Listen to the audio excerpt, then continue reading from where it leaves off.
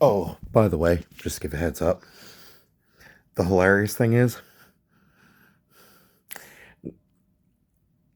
when you're trying to go ahead and not clarify how much and let on how much you know that's going on, there are certain things deceptive in nature, yes, but certain things that kind of don't get debated, you know? Like the funny thing is, if you make a false narrative and somebody uses that to their benefit when you wanted to use it to their detriment, you're the fool in the scenario. So, I mean, when you try to paint a narrative of somebody being an alcoholic and everything, it's like, all right, so you're trying to go ahead and monitor expense reports and financially abuse, huh? Okay. Well, when it comes to trying to shake somebody down for security fees, security money, yeah. Funny thing is, when it comes to an expense report, going ahead and, you know, discreet trackers, surveillance cameras, and everything, like I said, decommissioned ones, legal, publicly, accessible, purchasable, you know. Funny thing is, the Department of Defense actually has a policy that any devices that have been designed or engineered, you know, originally by the Department of Defense, and that requires the Department of Defense's, bandwidth and frequency, like for example, cell phones, you know, the GPS tracker in cell phones, GPS trackers in general, GPS trackers in your car, um, the frequency that actually gets sent to your cell phone from the cell phone towers. The, damn, the military really does have a hell of an ownership kink. But, yeah, those frequencies need to be readily and easily accessible. So the funny thing is, when the Department of Defense is, the Pentagon, they're the big ones in charge in the situation. Well, jurisdictionally, there's a whole debate on,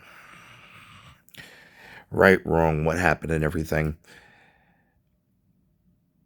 Yeah, surveillance equipment from military surplus stores put in the same home, same dwelling, the same one with, you know, zoning violations, insulation violations that would end up going ahead and proving, the financial abuse of, disabled individuals, that are protected by the Americans with Disabilities Act.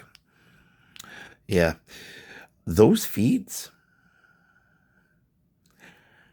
those feeds still go to the Pentagon. There's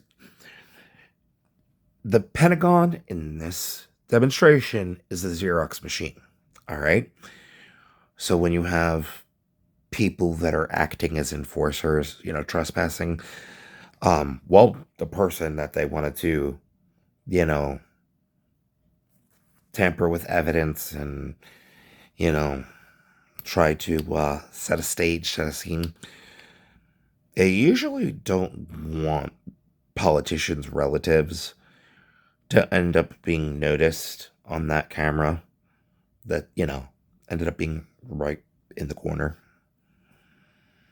And ironically enough, another point, that that giant heating pillar, that was actually a pretty good hiding spot for one of the surveillance cameras because it was able to get right to the angle of the front door.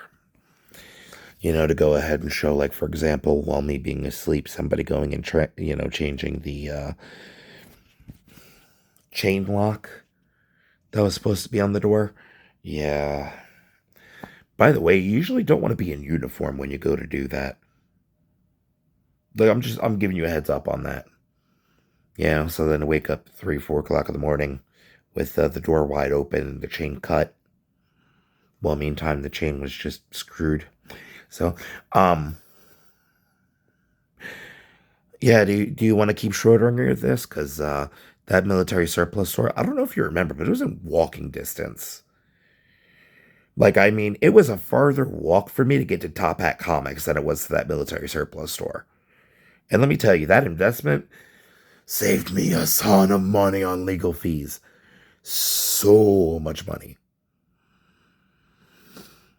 But corrupt law enforcement aren't too fucking happy about me being smarter than what they gave me credit for. I could imagine that destroyed some political ambitions, because then at that point, Chamber of Commerce, open audit for the IRS, tortious interference, you know, defamation of character, evidence tampering too. Can't forget that fucking evidence tampering. Oh, the trespassing and harassment. But oh please, explain process to me. Me too dumb to understand rules.